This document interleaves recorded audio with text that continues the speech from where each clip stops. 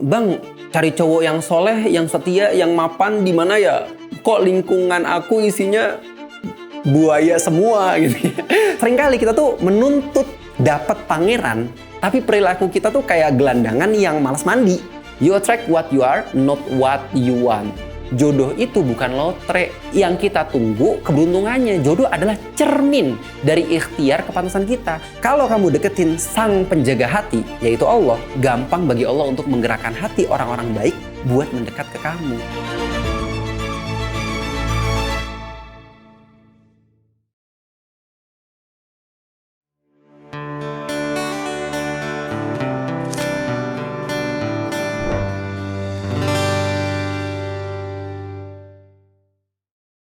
Halo teman-teman, selamat datang di Intimate Story series Jodoh. Nah, aku pengen buka dengan kalimat reflektif ya.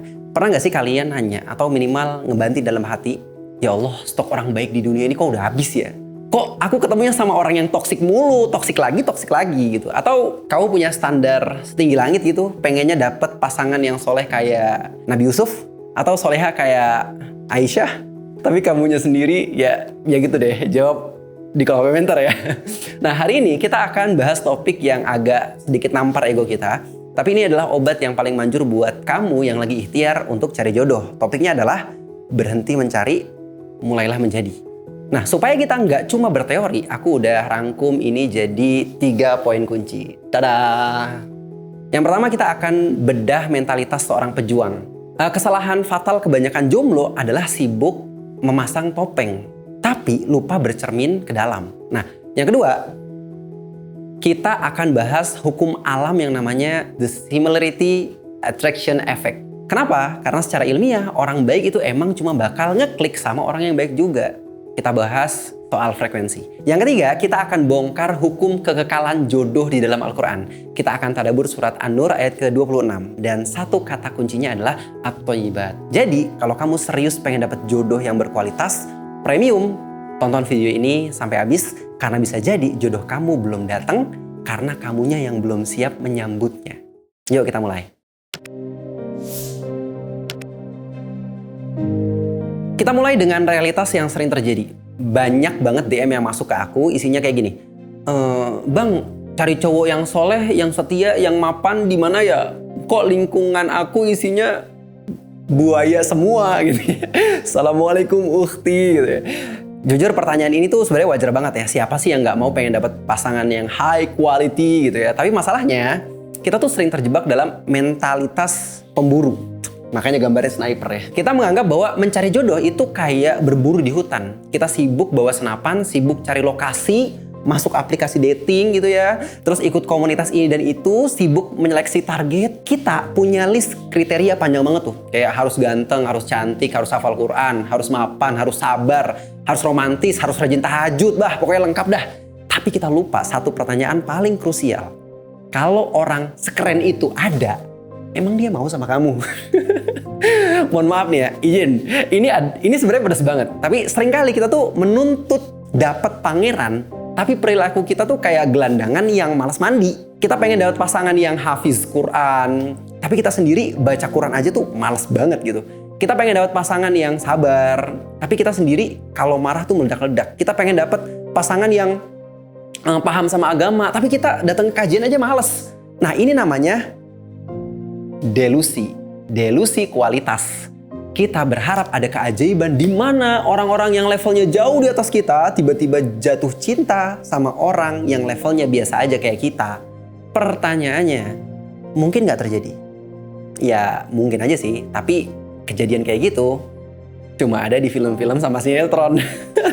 Tapi di dunia nyata itu kecil banget kemungkinannya. Nah, terus kalau kamu nanya, kenapa aku ketemunya sama orang toksik terus? Jangan-jangan bukan nasibnya yang sial, tapi jangan-jangan ada sisi dalam diri kamu yang memang kamu yang mengundangnya. Kenapa? Karena dunia ini bergerak berdasarkan sebab akibat. Nah, mari kita bedah fenomena ini pakai sains. Dalam psikologi sosial ada teori kuat namanya the similarity attraction effect atau sering disebut juga assortative mating. Riset membuktikan bahwa manusia itu secara naluriah cenderung tertarik dan membangun hubungan jangka panjang dengan orang-orang yang mirip dengan mereka. Mirip apanya? Bukan cuma mirip hobinya atau selera musik atau selera makannya, tapi mirip value-nya, mirip level emosionalnya, mirip frekuensinya, mirip pemahamannya. Nah, pernah nggak sih kamu dengar istilah you attract what you are, not what you want? Kamu menarik siapa dari kamu, bukan siapa yang kamu mau. Dan itu adalah sesuatu yang ilmiah, bro. Ilmiah. Kenapa? Karena otak kita punya sistem namanya RAS. Reticular Activating System. Sistem ini menyaring informasi sesuai dengan fokus kita. Kalau di dalam diri kamu masih banyak sampah, kamu masih suka drama, masih suka manipulatif, masih suka ngagoleran nggak jelas, belum selesai sama masa lalu, maka secara nggak sadar kamu akan memancarkan frekuensi itu. Dan tebak siapa yang menangkap frekuensi itu? Yap, orang-orang yang bermasalah juga. Ibarat radio nih ya, mohon maaf nih, kalau kamu setel di frekuensi 80 FM, jangan ngarep kamu bisa dengerin siaran di 100 FM. Nggak bakal nyambung. Isinya tuh cuman kres gitu. Nah, kalau kamu mau dapat pasangan yang frekuensinya soleh atau baik, misalnya nih ya, itu adalah frekuensi 100. Tapi kualitas kamu masih ada di level 30, ya kamu nggak akan pernah ketemu. Sekalipun ketemu, ya cuman papasan doang, tapi nggak bakal ngeklik gitu loh. Orang baik itu akan ilfil ngelihat orang yang nggak punya visi. Nah, sebaliknya, orang yang nggak bener, itu juga akan gerah deket-deket sama orang baik, deket-deket sama orang soleh. Pikirannya apa? Diceramahin nih gue nih. Nah, ada analogi yang bagus banget tentang kupu-kupu dan taman. Mungkin teman-teman udah pernah denger ya, tapi biar aku sampai di sini ya. Jadi daripada kita lari-larian ngejar kupu-kupu yang makin dikejar makin lari, mending kita sibuk ngebangun taman. Taman bunga, rapihin rumputnya, bikin wangi, banyakin variasinya. Kalau taman kita udah indah, kupu-kupu bakal datang sendiri. Dan kalaupun kupu-kupunya nggak mau datang, nggak masalah. Kamu tetap punya taman yang indah buat diri kamu sendiri. Kamu masih bisa happy loh.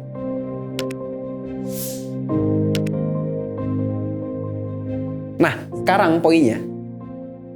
Hukum tarik-menarik ini ternyata udah Allah Subhanahu wa Ta'ala patenkan 1400 tahun yang lalu. Sekarang teman-teman kita buka surat An-Nur ayat ke-26. Ini ayat yang sering kita jadiin quote, tapi jarang dijadiin cerminan hidup kita gitu. Jadi Allah Subhanahu wa Ta'ala bilang, al-khabithatu lil-khabithina wal-khabithuna lil-khabithat wat-thayyibatu lit-thayyibina wat-thayyibuna lit-thayyibat. Wanita-wanita yang keji adalah untuk laki-laki yang keji, dan wanita-wanita yang baik adalah untuk laki-laki yang baik. Perhatiin kata kuncinya adalah at-thayyibat, wanita atau hal-hal yang baik. Ayat ini bukan cuma sekedar janji, tapi ini adalah sunatullah, hukumnya Allah. Allah menciptakan jodoh itu konsepnya adalah cermin. Memang ada pengecualian sebagian ujian kayak Fir'aun dan Asiyah atau Nabi Nuh, Nabi Lut dengan istrinya. Tapi kaidah umumnya adalah kualitas bertemu dengan kualitas. Jadi mindsetnya harus dibalik. Jodoh itu bukan lotre yang kita tunggu keberuntungannya. Jodoh adalah cermin dari ikhtiar kepantasan kita. Kalau kamu pengen dapat suami yang hafiz Quran, tanya ke diri kamu, aku udah secinta apa ya sama Al-Quran? Kalau kamu pengen dapat istri yang lembut dan keibuan, tanya sama diri kamu, aku udah sedewasa dan sewibawa apa ya dalam mimpin diri sendiri? Karena Allah itu maha adil dan Allah gak akan membiarkan hamba-hambanya yang soleh dan solehah yang menjaga diri terjebak selamanya dengan orang-orang yang salah dan toksik. Kalaupun pernah ketemu sama orang yang salah, itu cuma batu loncatan biar kamu belajar. Tapi pada akhirnya at-thayyibun, at-thayyibat, laki-laki baik, perempuan baik pasti akan ditarik oleh magnet takdir untuk bertemu at-thayyibat, yaitu wanita yang baik. Jadi rumus memantaskan diri dalam Islam itu bukan fake it till you make it. Bukan pura-pura alim biar dapat ukhti solehah, bukan. Tapi benerin hubungan kita sama Allah. Karena kuncinya ada di tangan Allah. Kalau kamu deketin sang penjaga hati, yaitu Allah, gampang bagi Allah untuk menggerakkan hati orang-orang baik buat mendekat ke kamu. Jadi teman-teman, mulai hari ini yuk kita ubah strateginya. Simpen tuh sniper kamu dan teropong kamu buat memburu. Terus ganti dengan cermin yang besar di kepala kamu, di depan muka kamu. Berhenti sibuk mencari-cari kesalahan orang lain yang datang ke hidupmu. Mulai ngaca. Mulai sibuk memperbaiki apa yang ada dalam diri kamu. Jangan sibuk mencari yang terbaik, tapi fokuslah menjadi yang terbaik. Fokuslah memperbaiki sholat kamu, akhlak kamu, ilmu kamu, karir kamu, komunitas kamu. Percayalah dengan itu, janji Allah Subhanahu wa Ta'ala di surat An-Nur tadi, Allah akan memberikan yang terbaik buat kamu. Kalau kamu udah jadi taman yang indah, at-thayyib, Allah nggak mungkin tega mengirimkan lalat kepada kamu. Allah pasti akan mengirimkan kupu-kupu yang terbaik untuk hinggap dan hidup di tempat kamu. So, semangat memantaskan diri. Sampai jumpa di episode selanjutnya. Assalamualaikum.